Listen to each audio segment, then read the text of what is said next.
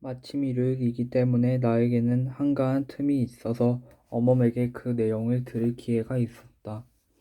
지난밤에 아범이 왜 그렇게 울었나?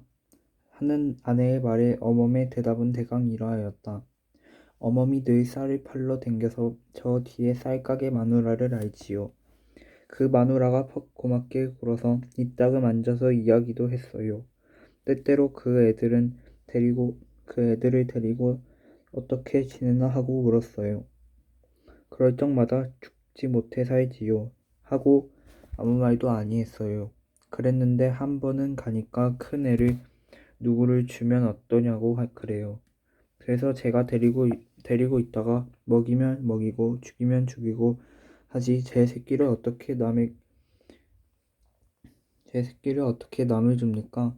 그리고 워낙 못생기고 아무 철이 없어서 어미애비나 기르다가 죽이더라도 남은 못 주어요.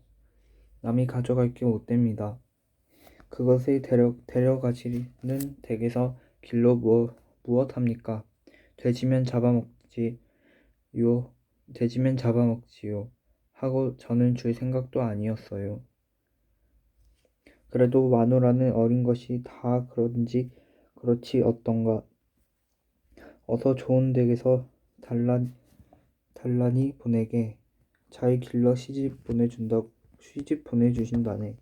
그리고 여태 젊은이들이 벌어먹고 살아야지 애들을 다 데리고 있다가는 인제 차차 날도 추워오는데 모두 한꺼번에 굶어 죽지 말고 하시면서 여러 말로 대고 권하셔요.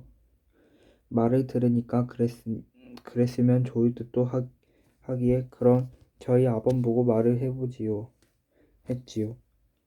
그랬더니 그 마누라가 부쩍 달라붙어서 내일 그댁 마누라가 우리 집으로 오실 터이니 그 애를 데리고 오게 하셔요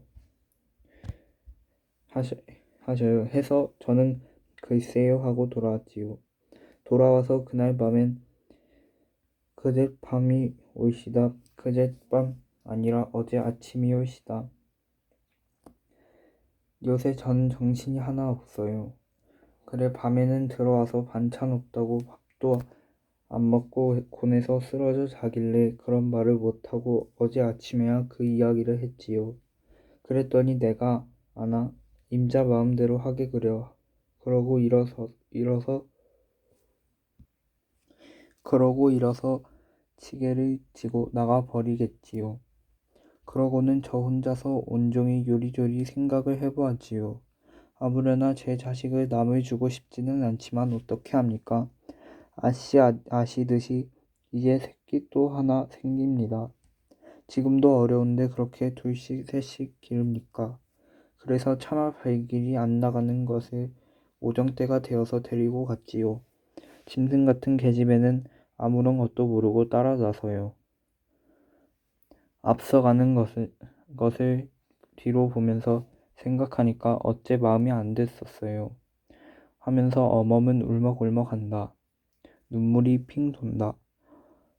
그런 것을 데리고 갔더니 참말 웬 알지 못하는 마누라님이 앉아 계셔요. 그 마누라가 이걸 호떡이라 군밤이라 감이라 먹을 것을 사다 주면서 나하고 우리 집에 가 살자 이쁜 옷도 해주고 맛난 밥도 먹고 좋지. 나하고 가자 하시니까 이것은 먹기에 미쳐서 대답도 아니하고 않았어요.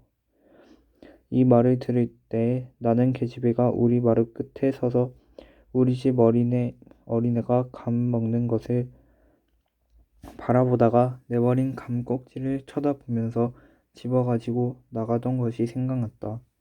어멈은 다시 이야기를 이어 그래 제가 어쩌나 보려고 그럼 너 저 마님 따라가 살련? 나는 집에 갈 터이니 했더니 저는 본체만체 하고 머리를 끄덕끄덕해요. 그래도 미심해서 정말 갈 테야? 울지 않을 테야? 하니까 저를 한번 흘끗 노려보더니 그래 걱정 말고 가요 하겠지요. 하도 어이가 없어서 내버리고 집으로 돌아왔지요. 그러고 돌아와서 저 혼자 가만히 생각하니까 아범이 또 무어라고 했는지 몰라.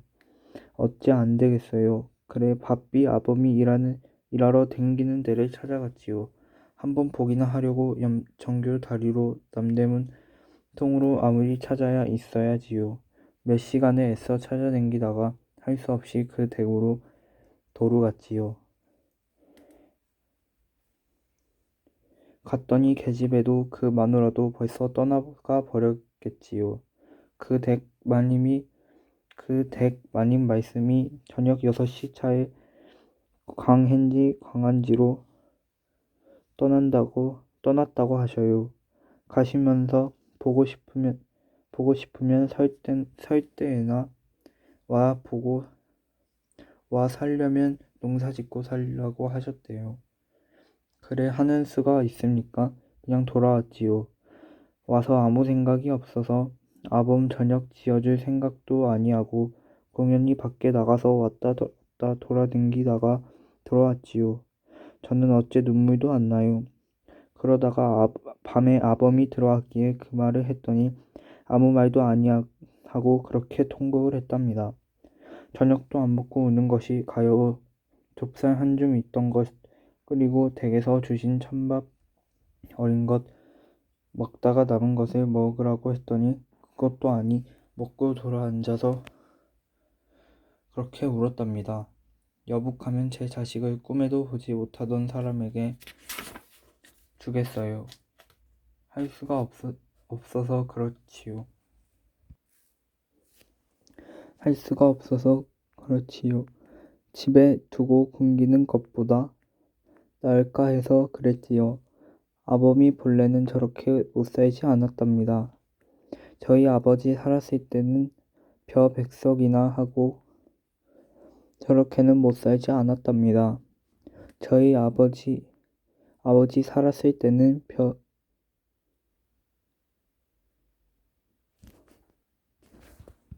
백석이나 하고 삼형제가 양평 시골서 남부럽지 않게 살았답니다. 이름들도 모두 좋지요. 맏형은 장자요, 둘째는 거우요, 아범이 셋째인데 화수분이랍니다. 그런 것이 제가 간 후부터 시아버님이 돌아가시고 그리고 맏아들이 죽고 농사 미천인 소 한 마리를 도적 맞고 하더니 차차 못살게 되기 시작해서 종래 저렇게 거지가 되었답니다. 지금도 시골 큰 댁에 가면 굶지나 아니할 것을 부끄럽다고 저러고 있지요. 산에 못생긴 건 할 수 없어요. 우리는 이제야 비로소 아범이 어제 울던 까닭을 알았고 이때에 나는 비로소 아범의 이름이 화수분인 것을 알았고 양평 사람인 줄도 알았다. 그런지 며칠이 지난 어느 날 아침이다. 화수분은 새 옷을 입고 갓을 쓰고 길 떠날 행장을 차리고 안으로 들어온다. 그것을 보니까 지난 밤에 아내에게서 들은 말이 생각난다. 시골 있는 형거부가 일하다가 발을 다쳐서 일을 못하고 누워있기 때문에 가뜩이나 흉년인데다가 일을 못해서 모두 굶어 죽을 지경이니 아범을 오라고 하니 가보아야 하겠다는 말을 듣고 나는 가보아야겠군 하니까 아내는 김장이나 해주고 가야 할 터인데 하기에 글쎄 그럼 그렇게 이르지 한 일이 있었다. 아범은 뜰에서 허리를 한번 굽히고 말한다. 날이 댕겨오겠습니다. 제 형이 일하다가 도끼로 발을 찍어서 일을 못하고 누워있다니까 가보아야겠습니다. 가서 추수나 해주고는 곧 오겠습니다. 거저 날이 댕만 믿고 갑니다. 나는 어떻게 대답을 했으면 좋을지 몰라서 잘 당겨오게 하였다. 아범은 다시 한번 절을 하고 안녕히 계십시오 하면서 돌아서 나갔다. 저렇게 내버리고 가면 어떡합니까? 우리도 살기 어려운데 어떻게 불 때 주고 먹이고 입히고 할 테요. 그렇게 곧 오겠소? 이렇게 걱정하는 아내의 말을 듣고 나는 바삐 나가서 화수분을 불러서 곧 댕겨오게. 겨울을 나서는 안 되네 하였다. 곧 댕겨옵지요. 화수분은 뒤를 돌아보고 이렇게 대답을 하고 달아난다. 화수분은 간지 일주일이 되고 열흘이 되고 보름이 지나도 아니온다. 어멈은 아범이 추수해서 쌀 말이나 가지고 돌아오기를 밤낮 기다려도 종래 오지 아니하였다. 김장때가 다 지나고 입동이 지나고 정말 추운 겨울이 되었다. 하루 저녁은 바람이 몹시 불고 그 이튿날 새벽에는 하얀 눈이 펑펑 내려 쌓였다. 아침에 어멈이 들어와서 화수분에 동네 이름과 번지 쓴 종이 조각을 내어놓으면서 어서 오지 않으면 제가 가겠다고 편지를 써달라고 하기에 곧 써서 붙여주기까지 하였다. 그 다음 날부터는 며칠 동안 날이 풀려서 꽤 따뜻했다. 그래도 화수분의 소식은 없다. 어멈은 본래 애가 딸려서 일을 잘 못하는 데다가 다리병이 있어서 다리를 잘 못 쓰고 더구나 며칠 전에 손가락을 다쳐서 일을 하지 못하는 것을 퍽 미안하게 생각한다. 그리고 추운 겨울에 혼자 살아갈 길이 막연하여 종래 아범을 따라 시골로 가기로 결심한 모양이다. 그만 아씨 시골로 가겠습니다. 면리나 되나? 면린지 사나이들은 일찍 떠나면 하루에 간다고 해도 저는 이틀에나 겨우 갈걸요. 혼자 가겠나? 물어가면 가기야 가지요. 아내와 이런 문답이 있는 다음 날 아침바람 불고 추운 날 아침에 어멈은 어린 것을 얻고 돌볼 것도 없는 행랑방을 한번 돌아보면서 아창아창 떠 나갔다. 그날 밤에도 몹시 추웠다. 우리는 문을 꼭꼭 닫고 문틀을 헝겊으로 막고 이불을 들씩 덮고 꼭꼭 붙어서 일찍 잤다. 나는 자면서 잘 갔나 얼어 죽지 않았나 하는 생각이 났다. 하수분도 가고 어멈도 하나 남은 것을 얻고 간 뒤에는 대문가는 깨끗해지고 시꺼먼 행랑방 방문은 닫혀 있었다. 그리고 우리 집에는 다시 행랑 사람도 안 들이고 식모도 아니 두었다. 그래서 몹시 추운 날 아내는 손수 어린 것을 등에 지고 이웃집의 우물에 가서 배추와 물을 씻어서 김장을 대강하였다. 아내는 혼자서 김장을 하면서 눈물을 흘리고 어멈 생각을 하였다. 김장을 다 마친 어느 날 추위가 풀려서 따뜻한 날 오후에 동대문 밖에 출가에 사는 동생 S가 오랜만에 놀러 왔다. S에게 비로소 화수분의 소식을 듣고 우리는 놀랐다. 그들은 본래 S의 시댁에서 청거에 보낸 것이다. 그 소식은 대강 이렇다. 화수분이 시골 간 후에 형 거부는 꼼짝 못하고 누워있기 때문에 형 대신 겸 두 사람의 일을 하다가 몸이 지쳐서 몸살이 나서 넘어졌다. 열이 몹시 나서 정신없이 앓았다. 정신없이 앓으면서도 귀동이를 부르며 늘 울었다. 귀동아, 귀동아, 어딜 갔니? 잘 있니? 그러다가는 흐득흐득 웃기면서 그렇게 먹고 싶어하는 사탕 하나를 못 사주고 연시 한 개 못 사주고 하고 소리를 내어 어이어이 운다. 그럴 때에 어멈의 편지가 왔다. 뒷집 기와집 진사댁 서방님이 읽어주는 편지 사연을 듣고 아이고 옥분이 애미 하고 또 어이어이 운다. 울다가 벌떡 일어나서 서울서 농마전에서 사 입고 간 새 옷을 입고 가서 있었다. 집안 사람들이 굳이 말리는 것을 뿌리치고 화수분은 서울을 향하여 어멈을 데리러 떠났다. 쌀이문 밖에를 나가 화수분은 나는 듯이 달아났다.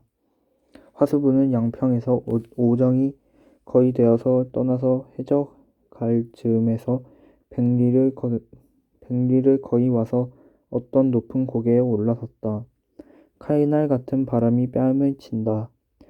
그는 고개를 숙여 앞을 내려보다가 소나무 밑에 무례한 사람의 모양을 보았다. 그것에 곧 달려가 보았다. 가 본즉 그것은 옥분과 그의 어머니다.